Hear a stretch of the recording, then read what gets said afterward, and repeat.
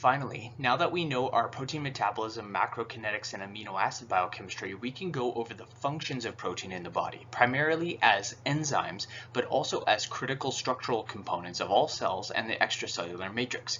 Proteins form the major contractile tissue unit in muscle and allows components even within and between cells to move. We'll discuss the biology and physiology of muscle, connective tissue, and immunoglobulins, which are of course also proteins in this section, but I'll also put a link in the description for another video I've made on enzyme kinetics so that you can get a strong idea of exactly how enzymes work and that protein function and how we can mathematically track their reactions as well. Now, I think the best place to start with the non-enzymatic functions of proteins is their fundamental role as the major functional component of muscles, which is to say, protein forms the bulk of the non-water component of muscles, and consuming protein is required in addition to neuromuscular stimulus in order to build muscle and strength. When we think of muscles, we obviously think of skeletal muscle, which is striated under the microscope and under voluntary control, but remember that we also have cardiac muscle, which is unique to the heart, which is striated like skeletal muscle, but with important cellular junctions in intercalated discs, which remember from lipid metabolism contain two cellular junction types: gap junctions that allow passage from cell to cell for communication purposes, but also desmosomes to prevent ripping under stretch. And cardiac muscle, of course, is involuntary, not under somatic control. And last, we have smooth muscle as well, non-striated and involuntary, that plays a role in visceral functions. So let's start with the biology of muscle and then get to the granular level where individual proteins are playing some major roles. Remember, from outer to innermost, when examining a muscle, of course, we breach the epidermis on a surgical incision, reaching then the dermis and then the subcutaneous fat tissue underneath.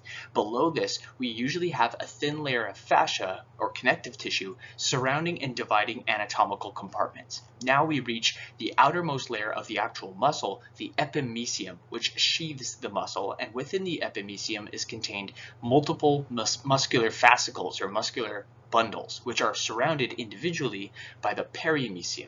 And within the perimysium, we find individual muscle fibers, which is another name for myocytes or muscle cells, the muscle fiber, which itself is surrounded by the endomysium or areolar connective tissue.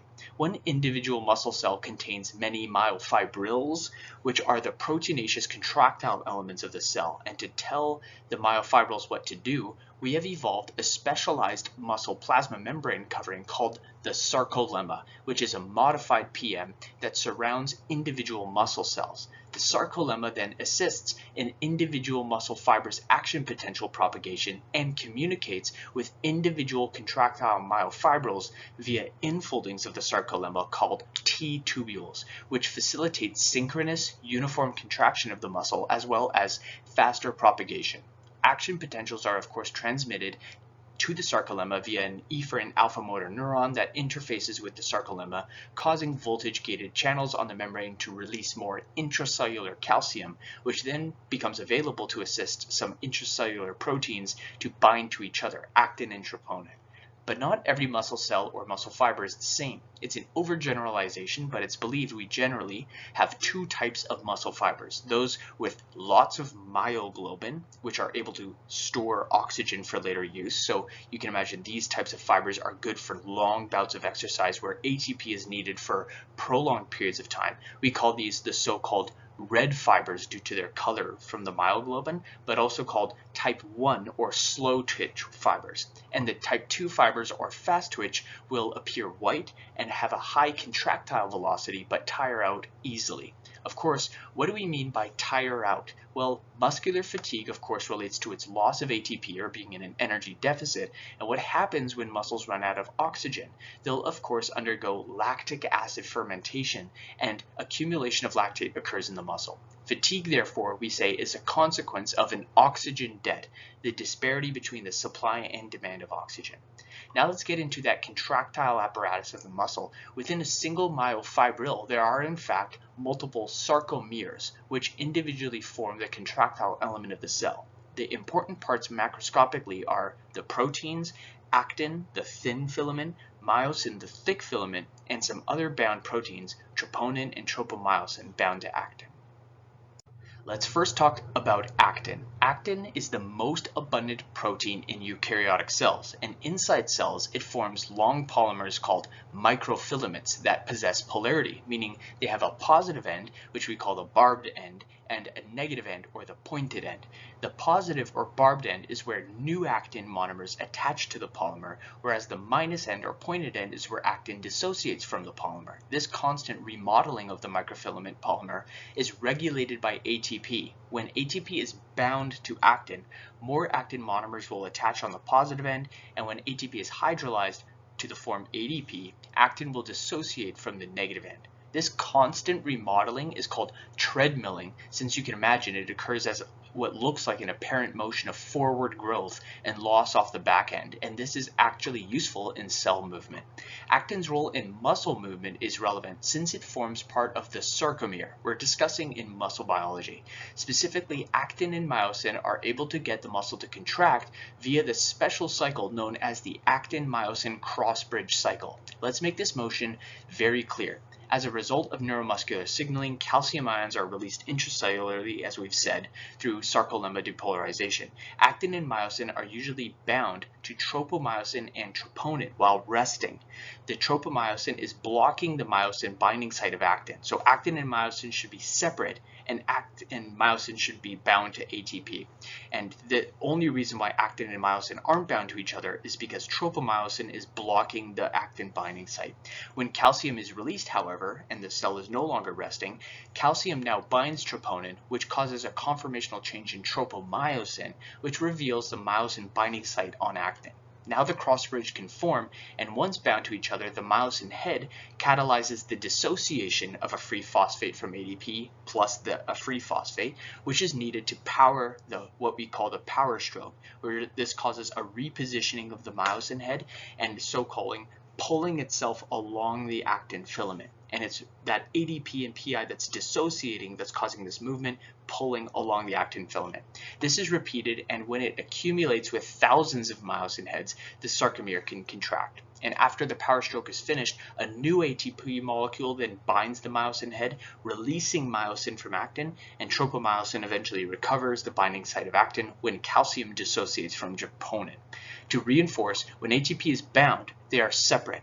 Then hydrolysis allows binding, and then dissociation of the ADP and PI triggers the movement seen in the power stroke. ADP falls off, but ATP needs to bind again to separate myosin and actin for a full reset. Here below is an example of what you could see in the microscopy of a sarcomere. Notice simply that there are many actin microfilaments going left to right, all the way from the two thin dark Z discs on each terminal. The thick dark region is the left to right space of the thick filament, so the myosin filament. And specifically here, the actin and myosin are overlapping, both connected to the central H zone with the M line in the center for the middle line. When the sarcomere contracts, the myosin and actin don't get shorter or longer. They pull on each other or slide past each other. So the Z discs move interiorly, but they are just more overlapping. The I band is the light region around the Z discs, and the A band is the dark region that represents the myosin thick filaments.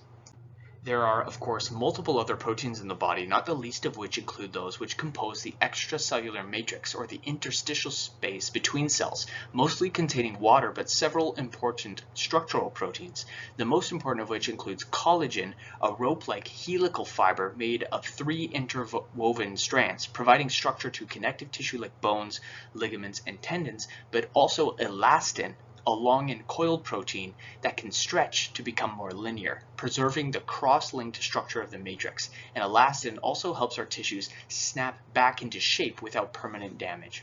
Keratin is not directly in this cellular matrix, but is in high concentration, for example, in epithelial cells, providing cells with structure and stability to protect our body, as well as acting as a waterproof barrier. So it's found often, for example, in fingernails and our hair, of course. Microtubules, on the other hand, are quite different proteins from microfilaments like actin, in that they are hollow on the inside and are mostly found inside of the cell. Tubulin protein monomers associate into heterodimers of alpha-tubulin and beta-tubulin, and it is these dimers that give microtubules polarity, just like actin, a positive and negative end.